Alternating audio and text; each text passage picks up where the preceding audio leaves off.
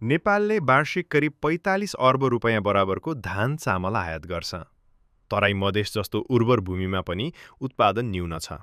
अधिकांश कृषि चाहिँ निर्वाहमुखी छ र 60% जनता अझ कृषिमै आधारित छ भन्ने आँकडा। त्यसै कारण अब उनीहरूको चाहिँ डेटामा 42% चाहिँ नि निर्वाहमुखी भन्छ। यो 60% र 42% चाहिँ नि निर्वाहमुखी, 18% मात्र व्यावसायिक कृषि हुन्छ। त्यसै कारण यसलाई हामीले उठाउनको लागि पहिलो हाम्रो प्रयास चाहिँ नि धानमा हो, किनभने अधिकांश तराईको खेत चाहिँ नि धान खेती नै हुन्छ र हाम्रो स्टेबल डाइट पनि हो। हामीले धान हामी खान्छौँ पनि। अहिले 50 अरब रुपियाँको धान चामल आयात भनिन्छ, तर त्यसलाई टोटालिटीमा हेर्यो भने झन्डै 3 खरब 4 खरबको चाहिँ नि हामी धान खपत गर्छौँ। हाम्रो उत्पादन पनि त काउन्ट गर्नु पऱ्यो नि। भनेपछि हाम्रो उत्पादन काउन्ट गर्दाखेरि 3-4 खरबको चाहिँ धान हामीहरूको खपत हुन्छ। जस्तो त्यो हिसाब हेर्दाखेरि त्यसरी आउँछ। यसको चाहिँ नि समाधान दुईटा कुरालाई चाहिँ नि हामीले पुष्टि गर्न सक्यौँ, प्रमाणित गर्न सक्यौँ या चाहिँ सफलता पाउन सक्यौँ भने मात्र समाधान हुन्छ। एउटा चाहिँ नि किसानले धान खेती गरेपछि फाइदामा जानु पर्यो। किसान घाटामा गएर चाहिँ धान खेती गर्दैन। अहिले जस्तो निर्वाहमुखी जुन धान खेती छ त्यो धान खेतीबाट मिल चलाउन गाह्रो छ। चैते धान 5.45 टन प्रति हेक्टर, वर्षे धान 4.76 टन प्रति हेक्टर यो क्षमताभन्दा निकै कम हो। तर समाधान छ, व्यावसायिक कृषि र औद्योगिकीकरण। धान खेती गर्ने किसान नै फाइदामा जानु पर्यो। त्यसले गर्दाखेरि त्यो धान भने के, धान मात्र त फसल हुँदैन, धान तोरी मकै भने क्रप रोटेसन त हुन्छ। त्यो मूल्य श्रृङ्खलामा फाइदा हुनु पर्यो किसानलाई। दोस्रो चाहिँ नि मिललाई पनि फाइदा गर्न पाउनु। मिल घाटामा गएर अहिले तपाईँको देशभरिका जसले धान प्रशोधन गर्छ त्यो मिलहरू सबै घाटामा गएको छ। खालि इन्डियाबाट ल्याएको चामललाई ब्रान्डिङ गरेर जो बिक्री गरिरहेको छ तिनीहरू चाहिँ ट्रेडिङ गरेका छन्।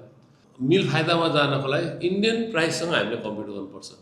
इन्डियन प्राइससँग कम्पिट नगरिकन हामीले यो दुईवटा कुरा अचिभै गर्न सक्दैन। किसानले पनि फाइदा गर्ने, मिलले पनि फाइदा गर्ने चाहिँ नि इन्डियन चामल बिक्री हुनु पऱ्यो नि। अब चामल चाहिँ नि इन्डियाबाट नाकाबन्दी लगाउन त हामी सक्दैनौँ चामलको विषयमा, किनभने त्यो एकदम सेन्सिटिभ कुरा हो। त्यसले गर्दाखेरि हामीले यो 3-4 वर्ष यसलाई प्रयोग गर्नलाई धेरै मिहिनेत गऱ्यौँ, घाटा पनि खायौँ, सबै कुरा गऱ्यौँ।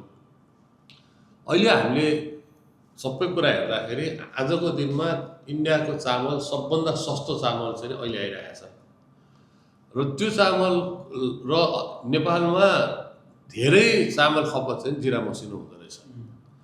त्यसले गर्दाखेरि यो कुरालाई हामीले फोकस गरेर लिएर जाँदाखेरि अहिले मिलगेट 72 रुपियाँ हामीले अब हामी यसलाई त पारदर्शी हिसाबले पनि कुरा गर्दैछौँ, किनभने तपाईँहरूले इच्छा जुन चासो राख्नु भएको छ मिल कसरी खोल्ने के गर्ने भन्ने कुरामा मिलगेट 72 रुपियाँमा हामीले आजको दिनमा जिरा मसिनो धान बिक्री गर्दाखेरि जिरा मसिनो चामल भनेको बेसिकली हल्दीनाथ छ। हल्दीनाथ छ भने प्रमाणित गरेर हामीले त्यसलाई परीक्षण गरेर मार्केटमा ल्याइसकेका छौँ। 72 रुपियाँमा बिक्री गर्दाखेरि हामीहरूलाई चाहिँ नि इन्डियन चामलसँग हामी कम्पिट गर्न सक्ने भयौँ। अहिले राम्रै बिक्री भइरहेछ हाम्रो चामल। त्यो 72 रुपियाँ ल्याउनको लागि किसानको तपाईँको 18% मोइस्चरको धानलाई 33 रुपियाँमा खरिद गर्नुपर्छ अगाडि 33 रुपियाँमा, र चैते चाहिँ नि 22% को मोइस्चरलाई 23 रुपियाँमा, होइन चाहे 23 रुपियाँमा खरिद गर्नुपर्छ। त्यो गरेको खण्डमा चाहिँ नि यो 72 रुपियाँ कम्पिट गर्न सक्यौँ हामी। होइन भनेदेखि हामीले मिल घाटामा लिएर जानुपर्छ, जुन हामी घाटामा हिजोसम्म गइरहेका थियौँ। र यो सबै पारदर्शी छ। यो तपाईँको हामीले हाम्रो यो आज राइस मिलको अकाउन्ट्स नै सबै सफ्टवेयरमा राखेका छ, त्यो अकाउन्ट चाहिँ हामीले देखाउन सक्छौँ। त्यसले गर्दाखेरि अब यो दुईटा कुरालाई किसानहरूले एक्सेप्ट गरेको खण्डमा राइस मिल चल्ने अवस्था छ। धान खेतीसँगै उद्योग आर्जु राइस मिलले 18,000 टन क्षमतासहित वार्षिक 7 करोड 50 लाख नाफा गरिरहेको छ। यसले देखाउँछ कृषि औद्योगिकीकरण आर्थिक रूपमा सम्भव मात्र होइन, लाभदायक पनि छ। राज्यले यो केही मात्रामा राज्यले आजको दिनमा पनि ब्याज सब्सिडी दिइरहेको छ। तर हाम्रो प्रस्ताव चाहिँ के हो भने त्यो 75% 25% लगानी चाहिँ नि उद्यमी र स्थानीय व्यक्ति र चाहिँ नि राष्ट्रिय उद्यमी, स्थानीय व्यक्ति पब्लिक इन्भेस्टमेन्ट भन्छ नि आइपिओ, त्यो गरेर 25%, 75% त किसानकै हुनु पऱ्यो। किनभने किसानको हुनु जरुरी किन छ भनेदेखि किसानको लगानी भयो भने त्यो ओनरसिप पनि भयो र किसानले त्यसबाट फाइदा लिन पाए। 20,000 किसानलाई हामीले जोड्दैछौँ। उनीहरूको लगानी गराउने कुरोमा उनीहरूको त्यो यहाँ त सीमित मान्छेहरूसँग मात्रै नगद भनेको त मान्छेसँग पैसै नै छैन। ऋण हो। ऋण लिँदाखेरि भनेको त्यो जग्गा धितो चाहिएन। जग्गा धितो कस्तो तरिका परियोजना धितो भयो। संसारभरि परियोजना नै धितो हुन्छ। तर ग्यारेन्टीको कन्टेक्स्टमा के भयो भने त्यो किसानले 1 बिघाको धान चाहिँ नि यसरी दिन्छु भन्ने त तपाईँको ग्यारेन्टी त त्यो आम्दानी त किसानकोमा ट्रान्सफर भयो नि त, मिलको आम्दानी र मिलको ओनरसिप किसान भयो। र लगानी गर्नुको लागि समस्या किन भएन भने त्यो जुन प्रोजेक्ट फाइनेन्स भनिन्छ नि, धितो के हो भनेदेखि किसानको जग्गा चाहिँ नि डिम्ड उनीहरूले दृष्टिबन्ध गर्नु परेन। तर त्यो जग्गाको धान जान्छ भन्ने कुरा त अस्योर भयो नि त राज्य। तर मिल चाहिँ तपाईँको धरौटी भन्छ। ब्याङ्कको धरौटी सबै प्रोजेक्ट फाइनेन्स त्यस्तै हो। जस्तै हामीले जहाज किन्दाखेरि पनि त्यत्रो जहाजलाई नै धरौटी राखेर किन्ने हो। 80% लोन त्यसरी दिने हो। त्यसै कारण मोडल चाहिँ नि यो हो।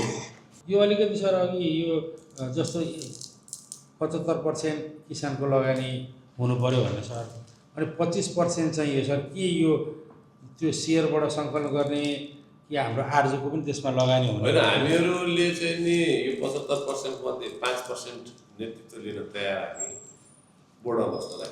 हामी धेरै लगानी चाहिँ नि गर्दैनौँ किनभने हामीसँग त्यो क्षमता पनि छैन।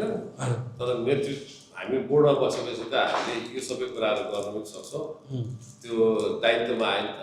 त्यसै कारण हामी आर्जुको 5%को हिसाबसम्म हामी जान तयार छौँ। मेरो विचारमा ब्याज तपाईँको सब्सिडी पनि धेरै ठुलो समस्या छैन। कोसिस त गर्छ। तर के भनेदेखि तपाईँको 12,000 बिघा, 18,000 बिघा, 20,000 बिघाको किसानहरू आबद्ध भएर एउटा चाहिँ नि कोलबन्द भएर युनिट बन्छ र त्यसले एउटा किसिमको डेलिभरी गर्छ भने त्यो त राज्यको सहयोग त चाहियो। तर त्यसपछि त तपाईँको त्यो 12,000 बिघालाई कुनै पनि सब्सिडी दिनु परेन नि। आर्जु राइस मिल यो मोडेल अहिले सफल भइसकेको छ। मिल सञ्चालनमा छ, नाफामा छ र किसानसँग प्रत्यक्ष जोडिएको छ। अब यो सफलताको विस्तार हुँदैछ। अब पालो झापाको गौरादहको। गौरादहका किसान र उद्यमीहरूसँग राइस मिल सञ्चालनका लागि छलफल भइरहेको छ। यो मोडेल लागू भएपछि झापाका किसानहरू प्रत्यक्ष लाभान्वित हुनेछन्। नेपाली बजारले नेपाली उत्पादन पाउनेछ र किसानले आफ्नो मेहनतको उचित मूल्य पाउनेछन्। यो चाहिँ नि तपाईँको सबभन्दा इन्ट्रेस्टिङ सोनाको भयो। यसमा हाम्रो हेड राइस चाहिँ नि 68% रिकभरी हो। हाम्रो सब्सिडी त्यहाँ ल्याबबाट आउँछ ठ्याक्कै। यो सबै तपाईँको पारदर्शी छ कि जसले हेर्नुहुन्छ। त्यसै हप्पा त्यति आयो, प्राण त्यति आयो, प्रोग्राम त्यतै ब्याच यो तपाईँको 63 टनको मिलिङ गरायो।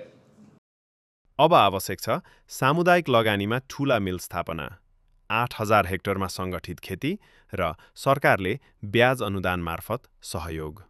यसबाट केवल धान होइन, तेल, मकै, पशुपालन, दुग्ध र अन्डा उद्योगसम्मको पूरा कृषि इकोसिस्टम विकास हुन्छ। हामीले हाम्रो सिस्टम उहाँहरूलाई बुझाइसकेका छौँ। अब गौरादहका कृषकले आर्जु राइस मिल जस्तै किसानमुखी राइस मिल सञ्चालन गर्न इच्छुक भएको देख्दा हामी खुसी छौँ। त्यहाँका किसान पनि व्यावसायिक खेतीमा लागिसक्नु भएको छ। अब तपाईँको पालो निर्वाहमुखी खेतीबाट व्यावसायिक खेतीतर्फ उन्मुख हुने।